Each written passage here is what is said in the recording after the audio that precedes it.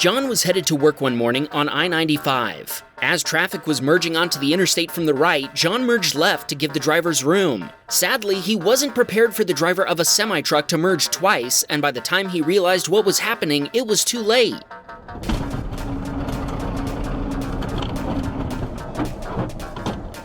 Once contact was made between John's RAV4 and the truck's tires, the force of the rubber on the side of the SUV held it in place and kept John from steering away. Once he finally broke free, both drivers pulled over. The Florida Highway Patrol responded and cited the trucker for making an unsafe lane change. John is now waiting for a repair estimate, but he's already been told he's not at fault for the collision. Kai was driving down a California highway at 4 a.m. Suddenly, even though he was driving over 70 miles per hour, a car flew up behind him and smashed into his car.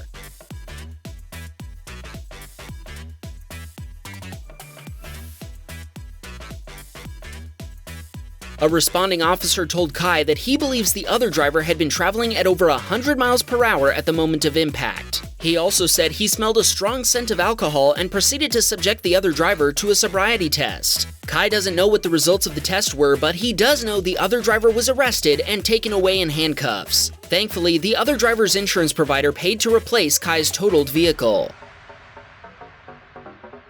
Habib was driving his Subaru BRZ when his radar detector started to go off, alerting him to the possible presence of a cop car up ahead. As he stopped at a red light, he watched another driver speed through the intersection, unaware that the headlights facing them belonged to a cop car even after Habib tried to warn him by tapping his brakes.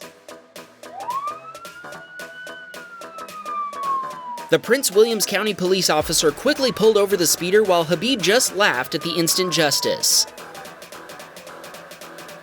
Andre watched an oncoming driver lose control on the icy road before sliding across the median and into the path of a van.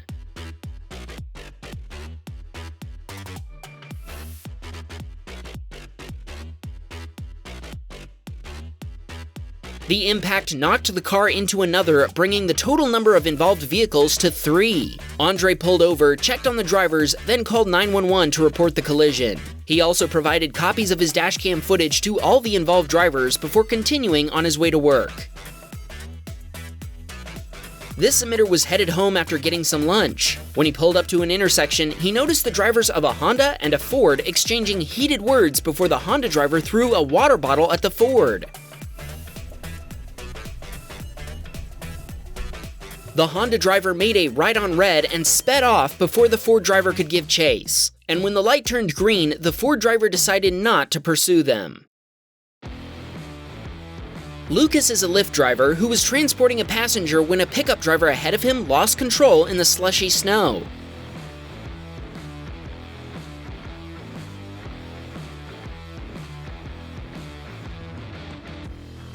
Lucas was able to slow down and avoid an accident thanks to his snow tires, and his passenger complimented him on his quick reflexes. He also told us he bought the dashcam we recommended in a previous video. Looks great, Lucas. Check the description if you want to get the same dashcam for your own car. Mike was driving to work on a Monday morning when another driver ran a red light at low speed and T-boned Mike's Audi A4.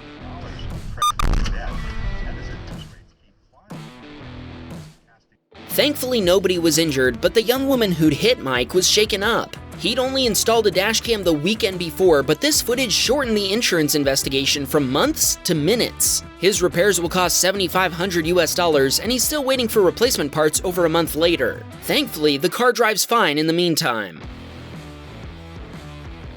Brad was driving in New Zealand one rainy day when he was passed by another driver at high speed. Moments later, a police car came up behind Brad with emergency lights active. When Brad pulled over, the cop sped past him to catch up to the speeder from earlier. That's 2 instant justice videos in one episode. Don't worry, we've got more coming up.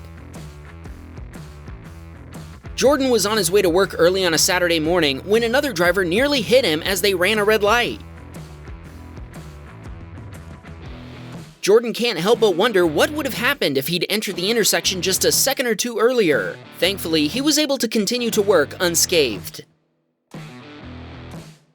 Allison was driving her F-150 when an Infiniti driver merged all the way across the highway and sideswiped her.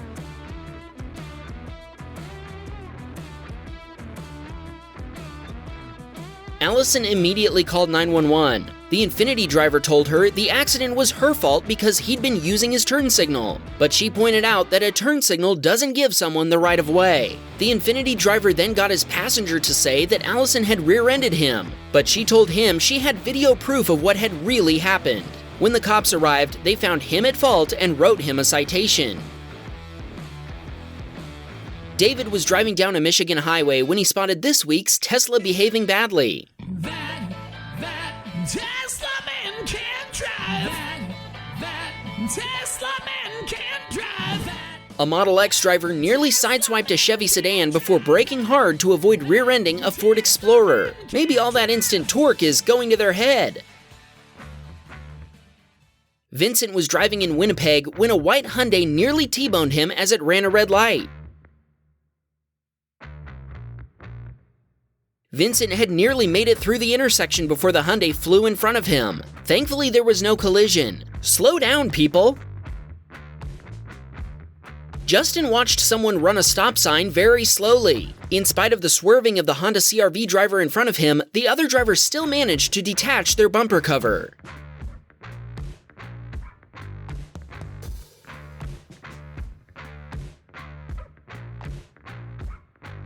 The driver of the Toyota then sped off, making this a hit and run. Justin shared his dashcam footage with the CR-V driver, but sadly, the Toyota didn't have a front license plate. Nader is a limo driver who was headed to pick up a passenger from the Logan International Airport.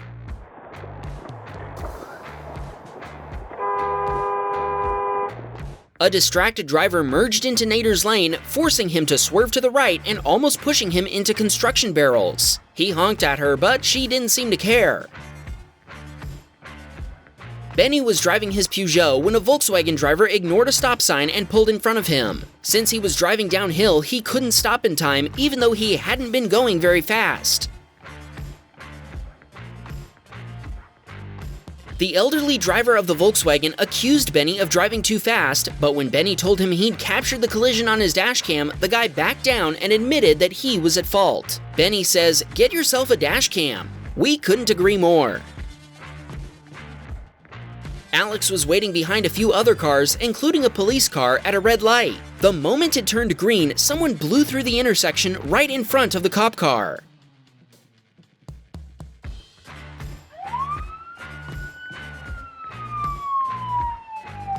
The cop immediately went after the red light runner, who must have spotted the cop on their way through the red light because they started pulling over before the cop's lights even turned on.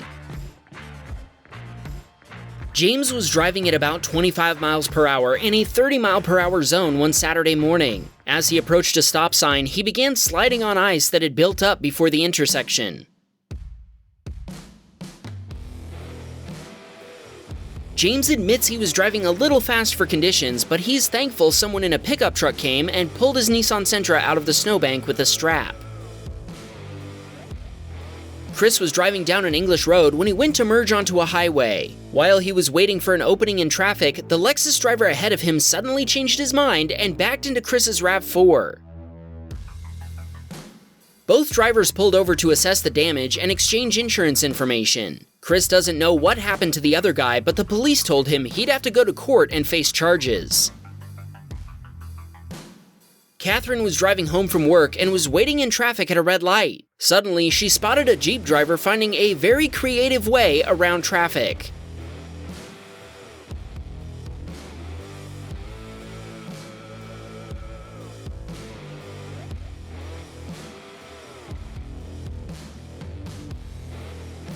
The Jeep driver must have missed the signs telling people to keep off the grass. In the traffic collision system, the people are recorded by two separate yet equally important groups: the victims, who capture others crashing into them, and the witnesses, who capture other people crashing into each other. These are their stories.